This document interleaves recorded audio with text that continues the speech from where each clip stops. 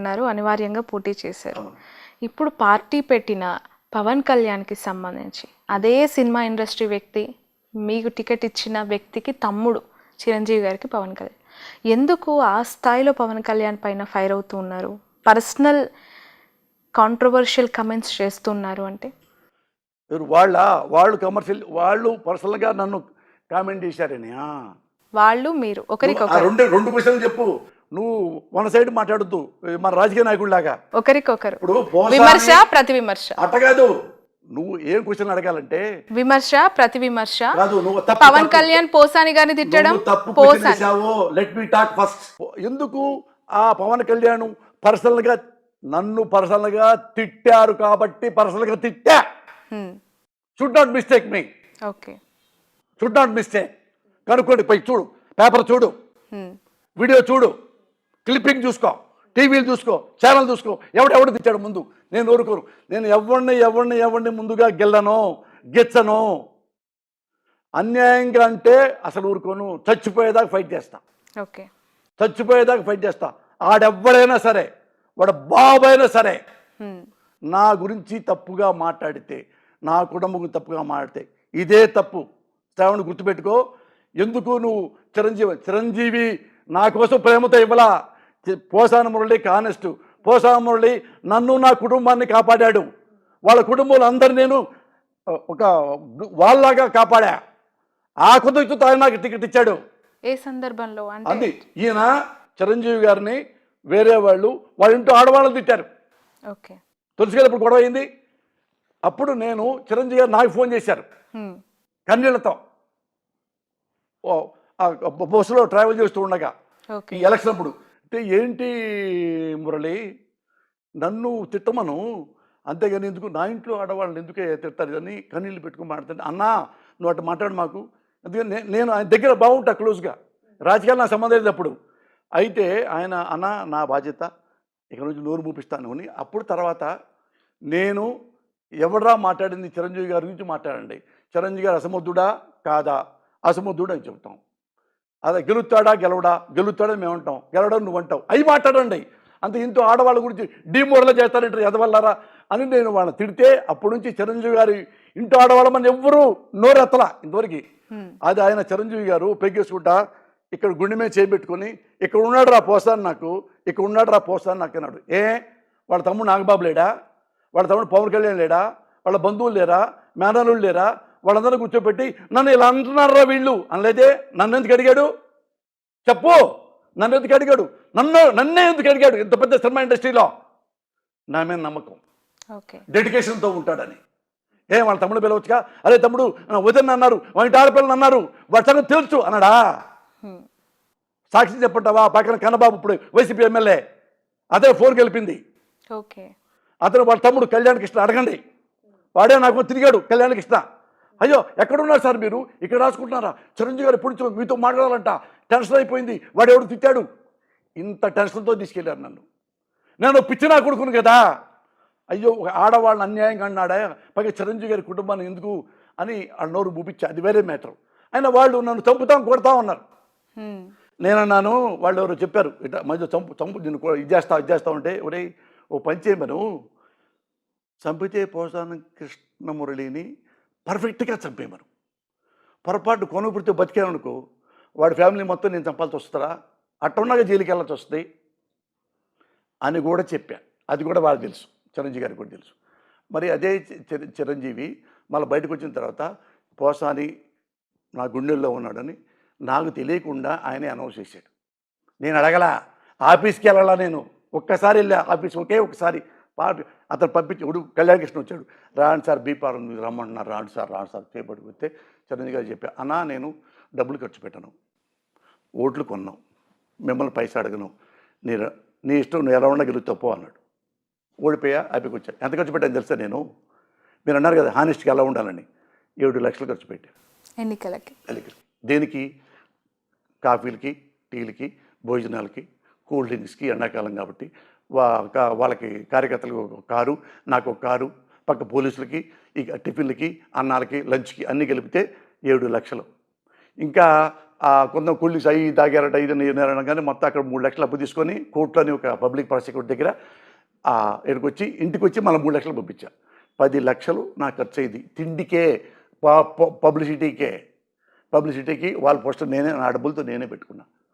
ఏ చిరంజీవి పైసా అడగల, నేను ఇవ్వాల. ఇది జెన్యూన్గా పాలిటిక్స్ అంటే అదే నేను చేశాను. వాడటం గెలవటం మన సంబంధం లేదు. ఇక నేను నన్ను అడిగారు, అరే కనీసం కార్యకర్త కూడా ముందు తాపించరేంటి సార్ మీరు, నీకు తాగుడు అలవాటు ఉంటే నీ డబ్బులతో తాగే. నా ముందు చూసి శర్మవాణి కాబట్టి ముందు అవుతాడంటే నేను ఇవ్వను, నేను తాగను, నేను ఇవ్వను. అయితే అట్టయితే ముందు కూడా ఇవ్వనప్పుడు ఎందుకు సార్ మేము రాము, వెళ్ళిపో మొహం మీద అన్నారు. ఇవన్నీ అందరి ముందు మీడియా ముందే ఓకే చూసుకుంటూ వస్తాయి క్లిప్పింగ్స్ అన్నీ. లాస్ట్ 7 లక్షలు 10 లక్షలు మొత్తం వస్తూ ఓడిపోగా థ్యాంక్స్ చెప్పి అందరికీ మళ్ళీ టిఫిన్ పెట్టించి థ్యాంక్ యూ అని వచ్చి కారులో వెళ్తా మా ఆవిడ చెప్పి బయలుదేరి వచ్చానమ్మా, ఇది 15,000 ఓట్లే వచ్చినాయి, కంగ్రాట్స్ చెయ్యి నాకు అంటే మా ఆవిడ నవ్వింది. 15,000 మంది ఫ్యాన్స్ ఉన్నారు నీకైతే, రా ఇంటికి అంది. ఓకే అర్థమైందా? అలాగా ఆ చిరంజీవి ఎప్పటి నుంచో నా మీద గుండెల్లో పెట్టుకున్నాడు. ఇలా చేశాడు పోసారి కృష్ణమురళి అని. అలాంటిది నేను ఈయన చిరంజీవి గారు పార్టీ ఉంటే చిరంజీవి గారి పార్టీలో ఉండేవాడిని. పార్టీలో చిరంజీవి గారి పార్టీలో నేను ఎక్కడ సభ్యుడిని కాదు ఇంతవరకు. ఎప్పుడు నా మీద ఇష్టంతో ఇవ్వటం తప్పితే నేను వెళ్ళి సభ్యుడిని అని ఎప్పుడు రాసుకోవాలి ఎక్కడ. అయిపోయిన తర్వాత ఆయన కాంగ్రెస్కి వెళ్ళిపోయాడు. పోనీ ఎవరు సపోర్ట్ చేస్తాను నేను, ఇంకా ఉన్నాళ్ళలో బెటర్ ఎవరు ఎత్తుక్కున్నా, ఉన్నాళ్ళలో బెటరు ఈయన సపోర్ట్ చేశాను. అప్పుడు ఈ సపోర్ట్ చేస్తున్నప్పుడు మరి జగన్ గారిని ఎవడైనా క్వశ్చన్ చేసినప్పుడు మేము క్వశ్చన్ చేస్తాం. జగన్ గారు ఏమంటే మేము క్వశ్చన్ చేయం. జగన్ గారు మీ పాలనలో నిన్న కుర్రవాడిని అన్యాయంగా కాళ్ళు ఎరగొట్టారంట, ఆడి పేరు సుబ్బారావు, మీరు చూడండి అన్యాయం కొట్టారంట, దానికి మేము కౌంటర్ ఏమో. ఎందుకు మాట్లాడతానట్లా? ఏమో జన్యం కొట్టారేమో, పవన్ కళ్యాణ్ కరెక్ట్గా చెప్పుంటాడు అనుకుంటాం. ఇంకోటి ఏమండి మీరు ఇట్లా అమ్మఒడికి ఇచ్చారు కదా, కాకుండా ఫలానా వాళ్ళకు కూడా ఇస్తే బాగుంటుంది వాళ్ళకు కూడా అంటే ఓకే, అడ్వైస్ తప్పలేదు. లేదు ఇదిగో మీ ఇప్పుడు మీరు ముఖ్యమంత్రి అవగానే ఈ 3 నెలల్లోనే ఒకతను లంచాలు తిన్నాడు, ఇదిగో ఫలానా ఎమ్మెల్యే పేరు ఇదిగో ఇది సాక్ష్యం, దీన్ని మీరు ఎంక్వైరీ చేయండి అని ప్రెస్ ముందు పెట్టాడనుకో, వెల్కమ్. నేను అంటాను ప్రెస్ ముందు పెట్టాడండి అంటే ప్రెస్ ముందు పెడితే ఎంక్వైరీ చేయమను జగన్ గారిని, అది ఎస్ అంటే తీసేయమను అతన్ని పార్టీలోంచి. నువ్వు అనుకో పవన్ కళ్యాణ్ చెప్పను, నువ్వు పవన్ కళ్యాణ్ గారు పొరపాటు అది ఇతను తినలేదంట అని నువ్వు చెప్పించు. ఇది సభ్యత, ఇది సరైన రాజకీయం. ఇవి కాకుండా నువ్వెంత ఎదవా సన్నాసి అని ఈ మాటలు అంటుంటే పులివెందుల పంచాయతీ అని, రాజారెడ్డి రాజ్యాంగం అని, ఇవి అన్వాంటెడ్గా అతన్ని ఎప్పుడు మాట్లాడుతున్నాడు. అక్కడ లాస్ట్ చూశాను నేను ఓ మీడ అక్కడ సన్నాసులారా అని పేరు నానిని ఇంకోళ్ళు అన్నారు. అన్ని నిధులు మాట్లాడుతున్నాడు కదా ఇతను అని నేను ఆ తర్వాత ప్రెస్ మీట్ పెట్టా. ఊరే కూడా అనలా, ఒక్క మాట అనలా. పవన్ కళ్యాణ్ నువ్వు ఇంతమంది నువ్వు ప్రశ్నిస్తానికే పార్టీ పెట్టాను అన్నావు, సంతోషం, తప్పేం లేదు. నువ్వు ఎన్ని ప్రశ్నించావు అడిగిన ఆన్సర్ చెప్తా.